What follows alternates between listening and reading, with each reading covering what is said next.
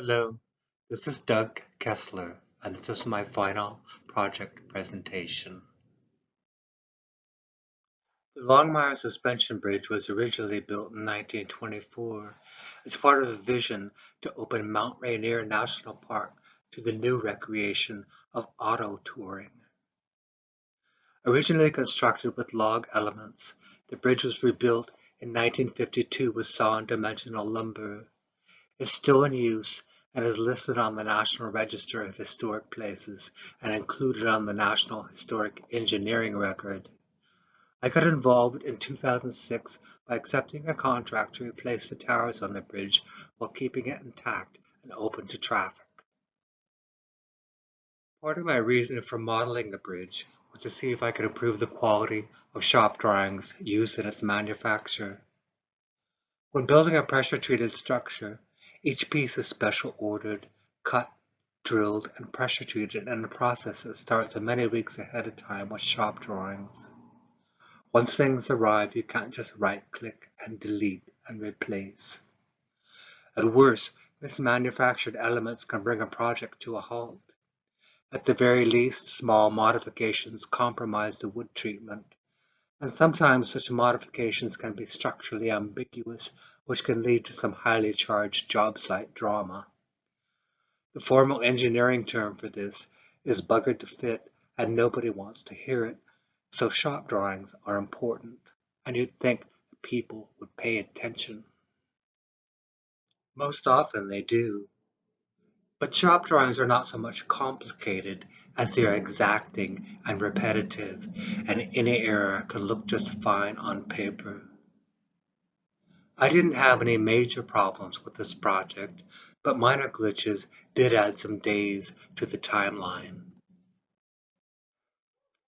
My take on the bridge starts with this improbably perfect footing, floating in space. Next, 8 posts are used to define the intersections between 6 construction planes, 2 normal, 4 tilted. All the elements in the towers are related to these intersections. None of them are square cut until one comes to the top. I started with the inward-facing sides, as they are plumb in at least one direction.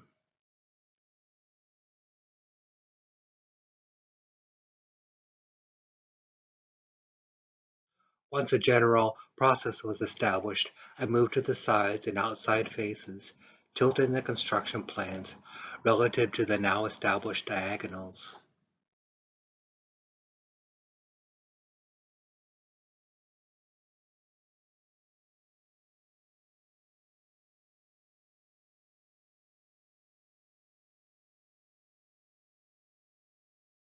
The horizontal cap elements were simple extrusions in the normal Cartesian planes.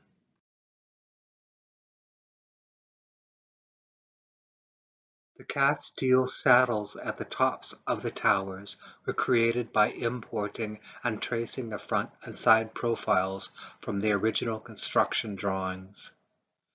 The curves of the cables were also imported and traced and given some volume with Rhino's pipe command. The deck is a simplification. The water is a flat blue plane.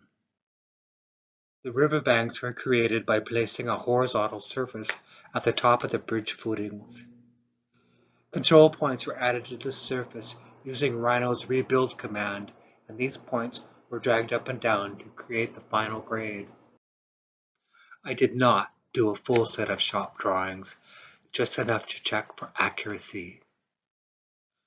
One nice discovery was how to use Rhino's unfold command to reference compound miter cuts, which are notoriously difficult to express in 2D drawings.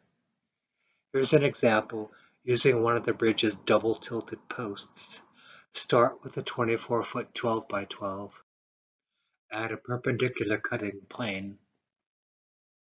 Rotate both in one direction. Then rotate in the second direction and add another cutting plane at the end. Use the split and hide commands to come up with something small and manageable. The remaining surface can then be unrolled. Here I've added a reference line 1 foot from the cut's longest corner. You can then add the remaining reference points.